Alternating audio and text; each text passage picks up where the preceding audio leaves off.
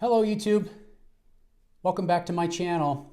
And in this video I want to address a question somebody had in regards to finances, picking out good investments and retirement.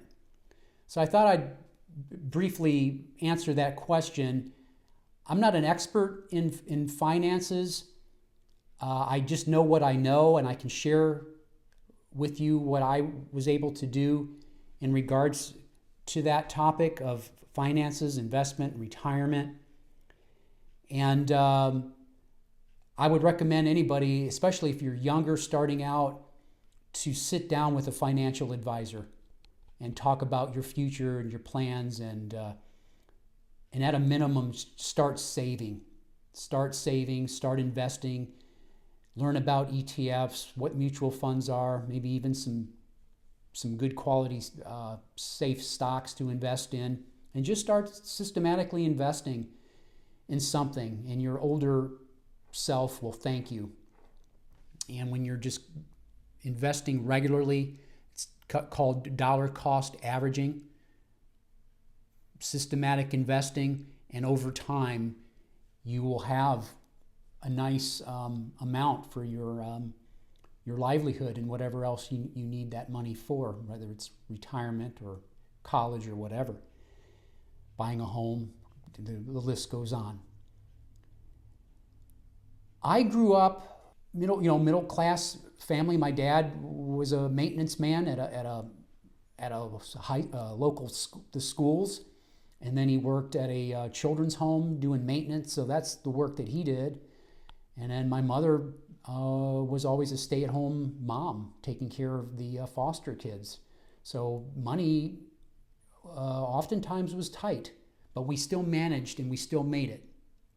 So I didn't grow up with a lot of money or anything, and we supplemented my dad's income with, we had two big gardens, grew our own produce, and we had chickens, raised chickens, sold eggs, and that kind of thing. And that's how I grew up. Now, my dad's father was a grocery store owner, and that's my grandfather and my father when he was a little boy. That's back in the 40s. My dad was born in 1940. And so my grandfather had that grocery store for over 40 years, from the 30s and then retired. He sold it in the 60s. So the end of the mom and pop grocery store. And so I had that influence. I knew he had a business, but he never talked to me about it. He had since retired. And I knew that he invested in stocks because I used to stay with him, and that's me and him in his later years. And I would go to the bank with him, and he'd have his stack of dividend checks. And so I knew he was an investor, and he would always have those prospectus from different investment companies or different stocks he'd have laying around in his house or next to his recliner chair, and he'd be reading those. But he never shared with me directly about investing in stock. And this is what my grandfather taught me as a kid. He said, "Jimmy, you either need the money for something or you don't. You either want something or you don't. You save." And he said, "Jimmy, don't own a credit card. Pay for everything, either cash or check." And that's how my grandfather lived his life. He never owned a credit card. Even his house that he bought when he got married, he said, "Jimmy, this house was paid in full before I moved in it." And I said, "Grandpa, how did you do that?" He said, "I saved.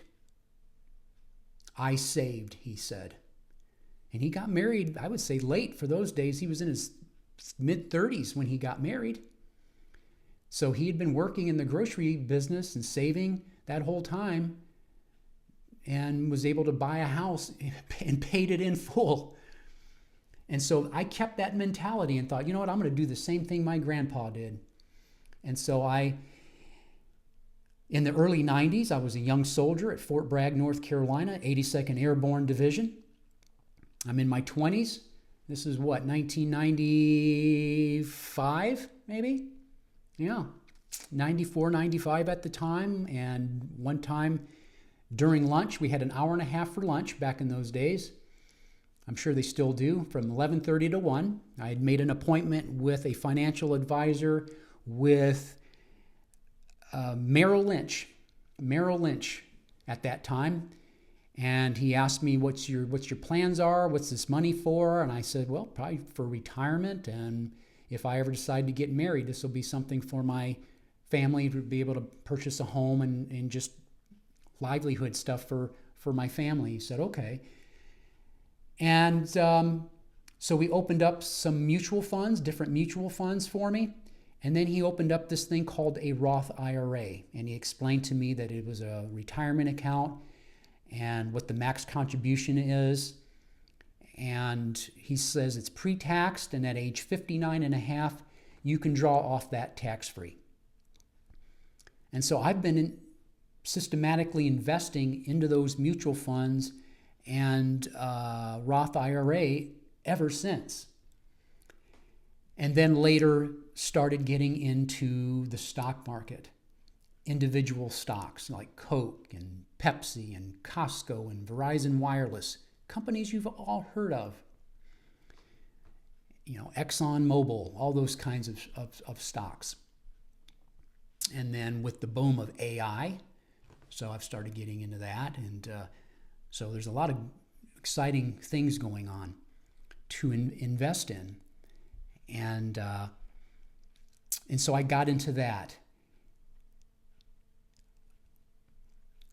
And so I had a epiphany, a wake-up call. You know, I retired from the Army and was just still programmed to work. And I applied for different jobs after I retired. And it wasn't easy finding a job. I don't know how many resumes and applications I filled out. Nothing. Or I'd get back, you're qualified for the job, but you're not highly qualified. Apply later. One of those jobs was with the Maryland State Police. And I flew for them for a while in Maryland, Western Maryland.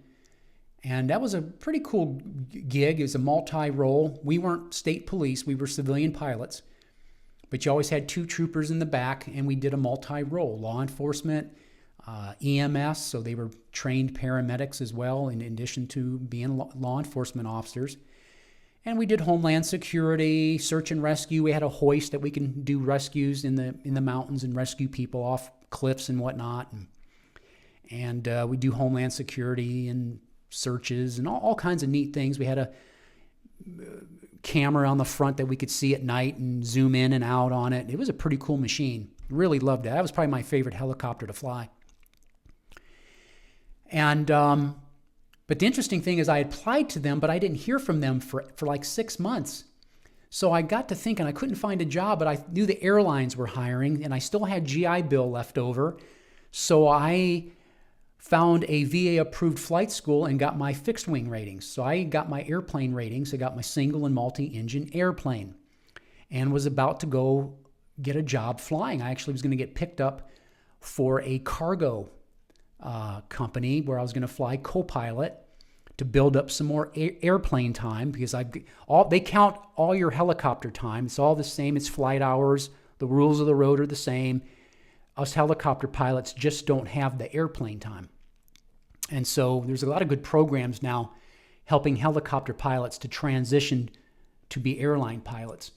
So we have a lot of flight time, we have a lot of experience, but you have to get so many airplane hours to be able to qualify for the airline transport pilot license. And so I was going to build up some more airplane time, and then it was a direct entry from there into an airline. And so I was on board to go do that. I get this call out of the blue.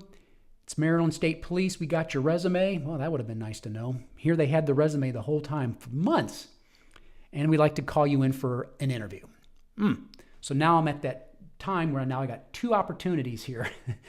Go fly an airplane, go fly cargo as a co-pilot, go build up some experience, or go back to flying a helicopter. And helicopters are a lot more fun.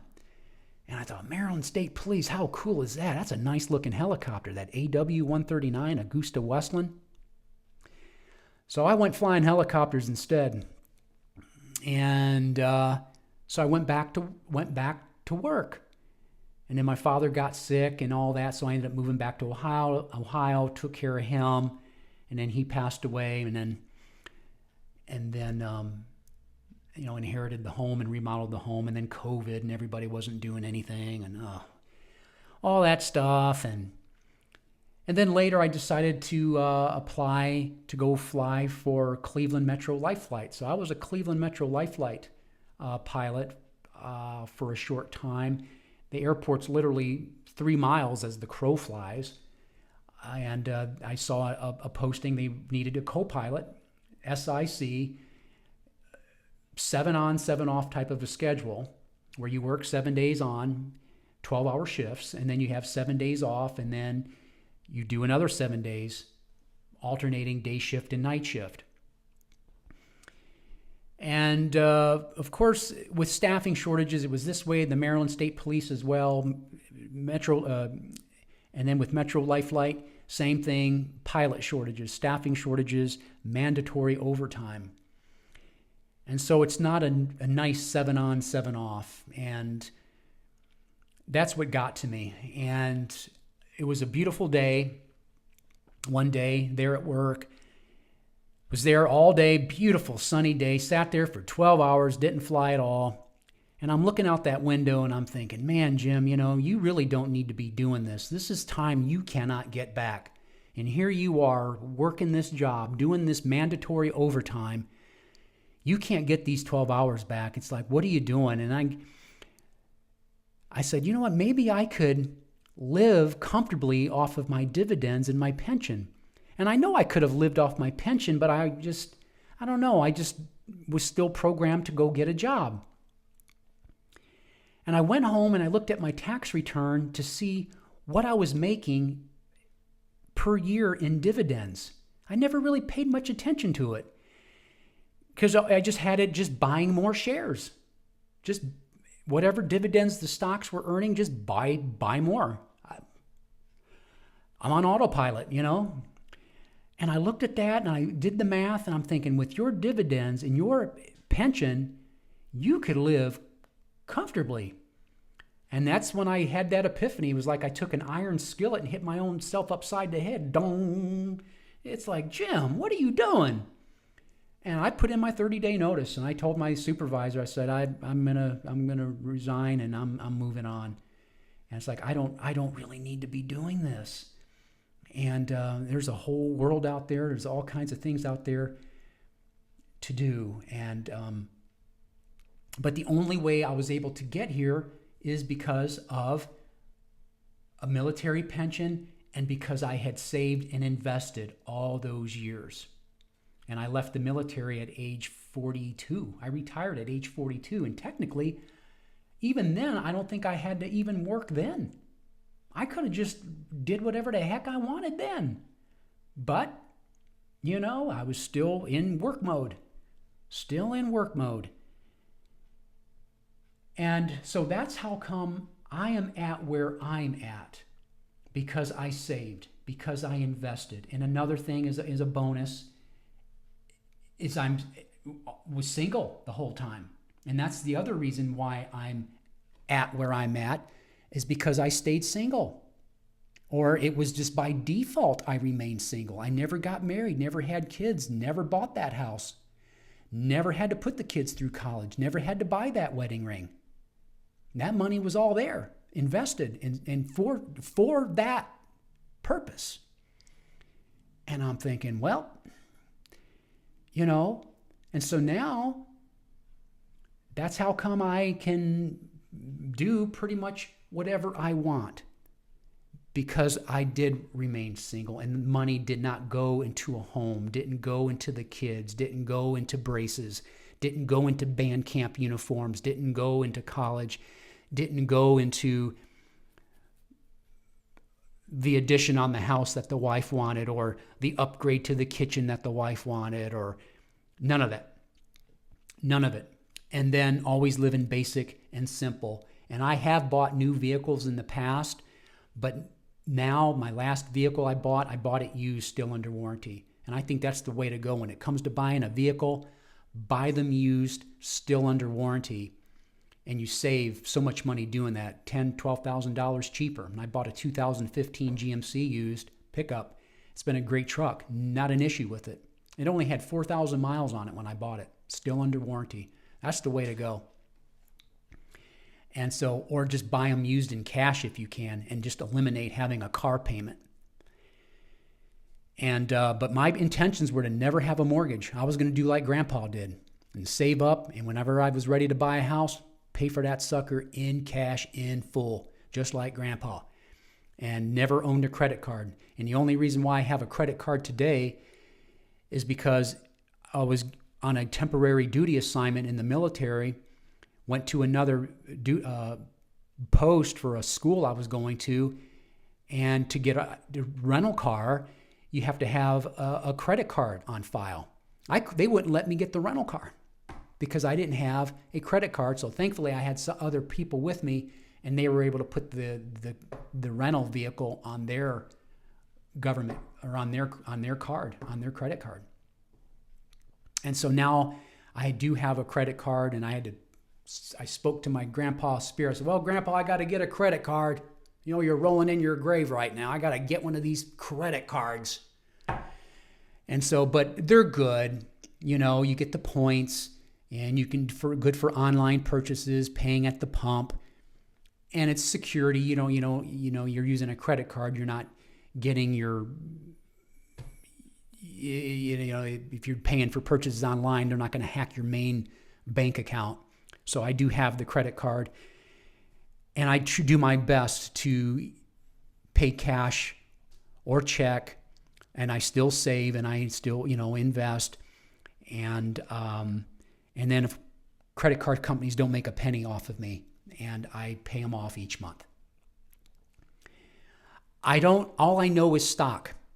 I can pick out a good stock, PE ratios, all those good things, study it, look at their balance sheet, look at their trends, and a lot of online tools like the Motley Fool. It's a website that I've gotten a lot of good stock tips from, and they haven't steered me wrong yet. So I've been able to pick stocks through the Motley Fool and other YouTube channels that specialize in finances and investing. So you have to educate yourself.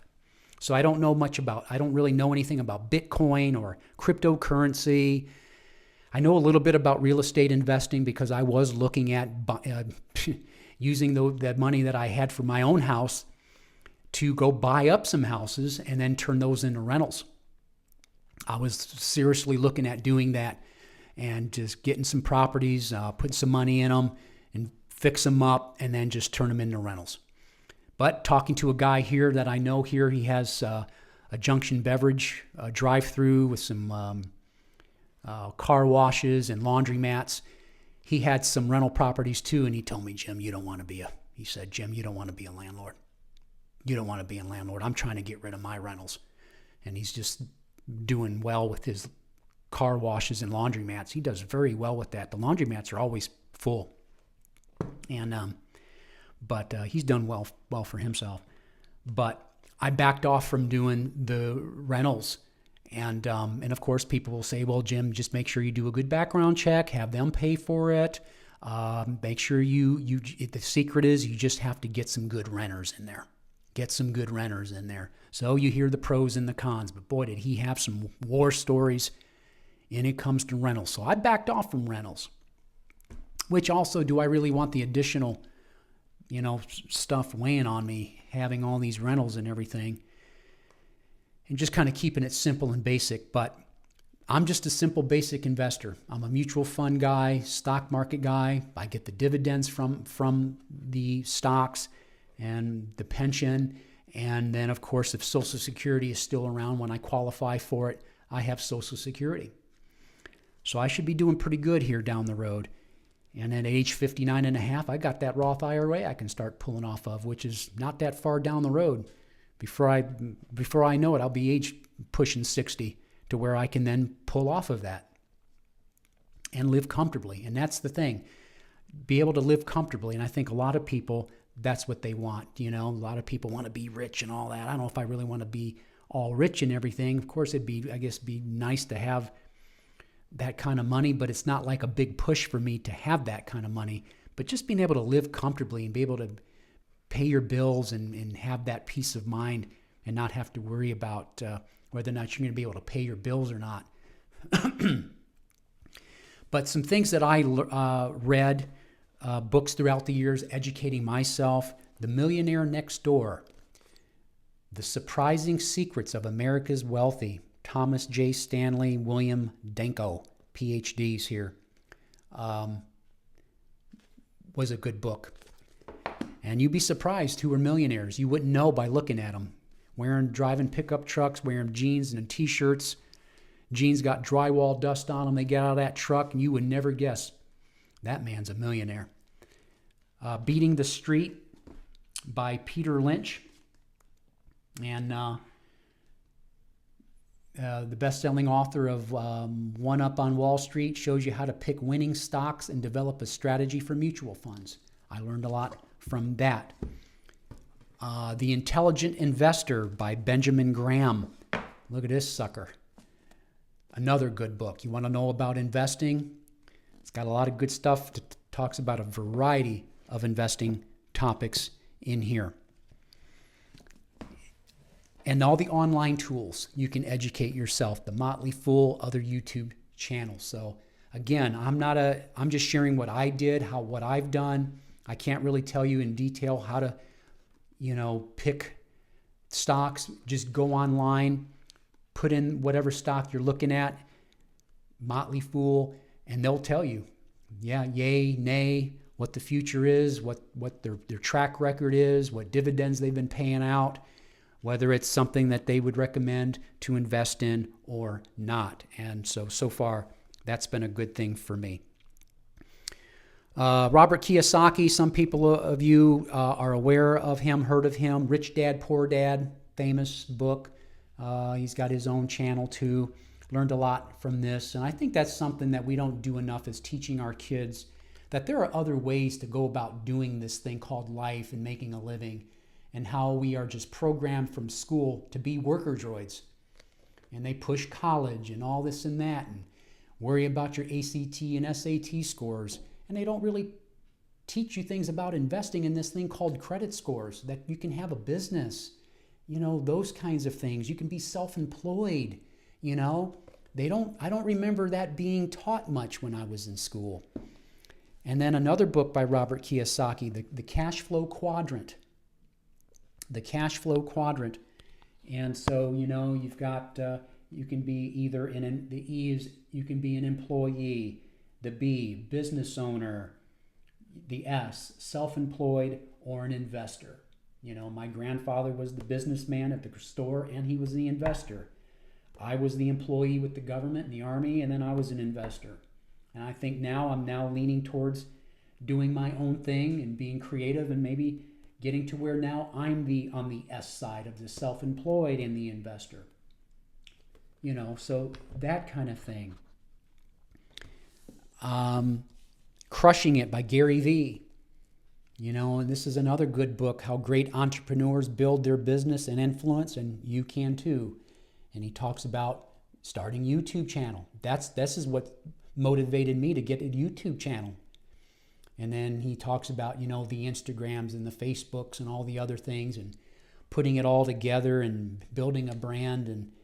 And people are out there, they're out there crushing it, being creative. And it opens your eyes that, there are other ways to go about making a living than a straight up 9 to 5 working for somebody. When, man, you could work for yourself, man. But you're not taught. A lot of us are just not taught this. We're not taught. And you have to teach yourself. And then now I'm at a point now where I'm like, okay, you've got to where you're at, Jim, which personally I think I've crushed it in the military. I think I've done very, very well for myself. Not too shabby. Sacrificed, saved, invested. Always lived below my means. I lived like an E5 in the Army. Even though I got promoted, I always lived like an E5 an E5 sergeant. And anything that I made beyond that, I saved it and I invested it. And when I would live off post in like these apartment complexes or condos and things, I was the only officer in the place. Everybody, my neighbors in the apartment complex, were all like E4s and sergeants and whatnot, lower enlisted. I lived with the lower enlisted folks.